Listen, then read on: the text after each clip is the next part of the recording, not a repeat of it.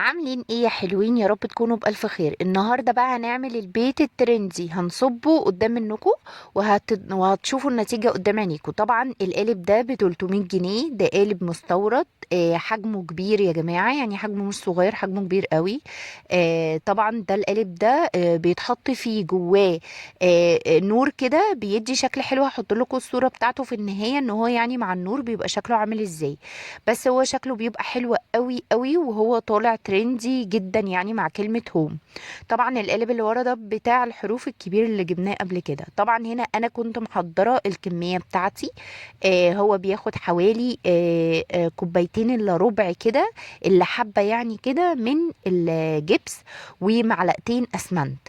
تمام، احنا عارفين بنشتغل بودر جبس واسمنت، وطبعا انا رشيت في الاول كحول، ده عشان اتاكد ان ما يبقاش فيه اي بابلز نهائي. طبعا زي ما احنا عارفين ومتعودين، اي قالب بنستخدمه جديد قديم لازم بنصب اول حبة، وبعد كده بنهز القالب كده وبنخبطه كويس.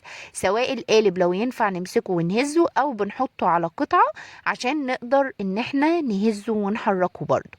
الحركة دي بتنفع في ايه؟ بنتأكد ان البودر بتاعنا او السائل بتاعنا بيدخل في كل مكان في القالب، وكمان بنتأكد ان لو في اي بابلز او فقاقيع ان هي بتطلع في الهواء وبتفرقع لوحدها، يعني بتختفي.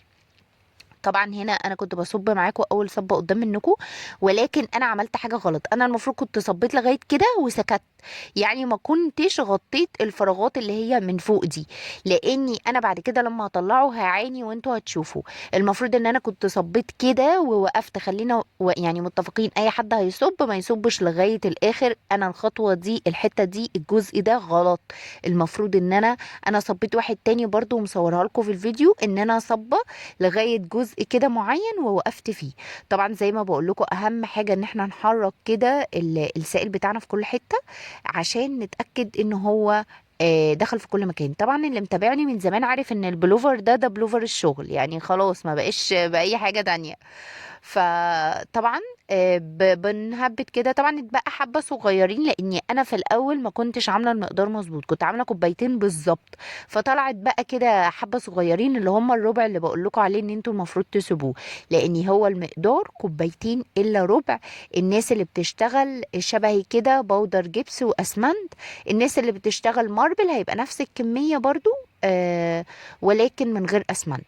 طبعا احنا عارفين الفرق ما بين الاتنين، ولو مش عارفين اكتبوا لي وهقول لكم. طبعا الحبه دول انتوا عارفين انا مش برمي اي حاجه ولا بسيب اي حاجه تنشف. فانا عملت ايه؟ حطيتهم، كان عندي قالب غطا البونبونيره فاضي، فحطيت فيه اخر حبه دول.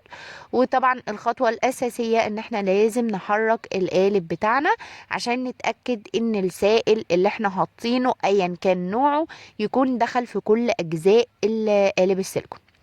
هنستنى ان هو يجف شويه وينشف. طبعا هو ما بياخدش يا دوبك ساعه، وهنا بعد ساعه كان الحمد لله نشف. بصوا شكله بقى بعد ما نشف عامل ازاي، انا بوريكم قد ايه ان هو صلب. هنبتدي بقى ان احنا نخلعه من القالب. اصعب خطوة في كل القوالب تقريبا، يعني الصعب مش بيبقى في الصب، الصعب ان احنا نطلع القطعة من غير ما يحصل لها كسر او حاجة، وفي نفس الوقت نطلعها من القالب. القوالب بالذات الجديدة بيبقى الموضوع يا جماعة بجد مرهق جدا وصعب جدا جدا. ولكن انا ما حبيتش ان انا اسرع اي حاجة. انا الفيديو اخده معاكم خطوة بخطوة وثانية بثانية، ما رضيتش اسرع اي حاجة. حاولت ان انا اقلبه كده وان انا اشده، ولكن لا، الموضوع كان صعب وما قدرتش وما عرفتش. هو ماسك قافش قفشه جامده، لاني زي ما قلت لكم انا عملت حاجه غلط، ان انا صبيته لغايه اخر نفس، فده كان غلط. فطبعا هو قافش خالص خالص. هبتدي ان انا اجرب طريقه تانية او حركه تانية ان انا اطلع القالب. هبتدي ان انا احطه كده على الازاز على السفره عندي هنا، وابتدي ان انا اقلب بقى القالب السيليكون عشان اعرف اطلعه. آه، يا رب ما كنتش برغي فوق دماغكم وبصدعكم، بس والله العظيم انا بحس ان انا يعني ايه، ان انا بحكي مع حبايبي كده، اخواتي، صحابي كده. فبحب احكي معاكم واقول لكم خطوه بخطوه، لعل ان انتوا تكونوا مش فاهمين خطوه معينه او مش اخدين بالكم.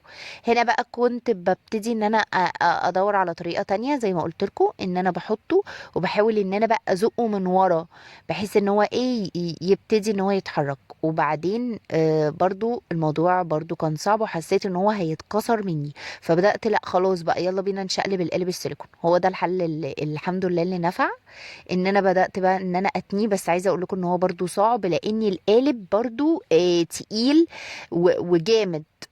فاهمين؟ فطبعا انتوا عارفين القوالب الجديده. فبعد كده هيبقى معانا مرتخي خالص. بس هو بس عشان ايه لسه في الاول. ابتديت بقى ان انا ايه اقلبه كده، اشقلبه كده رأسا على عقبا عشان ابتدي بقى ايه افكه. والصراحه الطريقه دي كانت سهله قوي قوي وبمنتهى البساطه طالعه كده خالص. وعايزه اقول لكم هنا كمان يعني كان صعب لاني انا كنت ملياه على الاخر، لكن لما عملت بعد كده البيت اللي بعده كان سهل ان هو بيتفك بمنتهى السهوله خالص خالص، وما كانش الصراحه في اي مشكله. فدي الطريقة ان احنا ازاي نخلع القالب البيت الترندي من القطعة بتاعتنا. تمام. انا اسفه انا ما سرعتش الفيديو، بس حبيت ان انتوا تشوفوا خطوه بخطوه. وده كان شكله. هنا بقى الغلطه ان هو شايفين بصوا هو شكله قمر خالص بس مقفول، وطبعا كده غلط. لازم ان احنا نفتحه من الناحيه التانية. طبعا عشان نفتحه من الناحيه التانية للاسف هيطلع مش متساوي، مش نفس الشكل. فاهمين قصدي؟ فطبعا رجعناه تاني وقلبناه. نصيحه لما تقلبوا اي قالب سيليكون ما تسيبوهوش على قلبته، لاني هيأثر على القالب وهيتنى وهيتعوج. فلازم في ساعتها تقلبوه تعدلوه على طول. طبعا بقى شايفين بصوا هو المفروض بقى يبقى كده، فهو طبعا مقفول، فالمفروض ان هو يبقى مفتوح كده. حاولت ان انا اهبط بايدي ما نفعش لاني انا كنت صابه كميه كبيره، فاضطريت ان انا استعين باي اداه. تمام. استعنت هنا بأداة وابتديت بمعلقة، ابتديت بظهر معلقة كده صغيرة، ابتديت ان انا ادخل. هل ده صح؟ لا مش صح جدا، لاني للأسف الشكل من ورا ما كانش احسن حاجة، كان شكله مش حلو للأسف، لاني برضو ما طلعش نفس الرسمة بالظبط. كان في حتت برضو كده مش نافعة. طيب احنا ايه يا ميرا الحل من الحوار ده؟ الحل بصوا هنا كنت عملته كله. ده كان من هنا شكله مظبوط حلو قوي، ولكن من الظهر كان بصوا يعني الفتحه مش حلوه. انا ما كنتش راضي عن الصراحه عن البيت ده. عايزه اقول لكم ما رضيتش اوديه لصاحبته، وقلت لا اصب بيت تاني. وفعلا صبيت بيت تاني بقى بطريقه صح. طبعا احنا عارفين اول مره لازم بنغلط، لكن بعد كده الموضوع بيبقى احسن. بصوا بقى ده تاني بيت انا ما صبيتش لغايه الاخر. شايفين صبيت لغايه فين؟ يعني سبت الحتت دي باينه، وحتى لما كان بيقع عليها زوايد كنت بشيلها. شايفين؟ سبت الجزء ده باين عشان يطلع من الناحيه التانية متساوي، يعني يا دوبك افكه الاقيه هو متخرم لوحده مفتوح لوحده. ودي كانت نتيجة البيت التاني اللي اتصب بطريقة صح. شايفين الفتاحة بتاعة الشبابيك شكلها حلو ازاي؟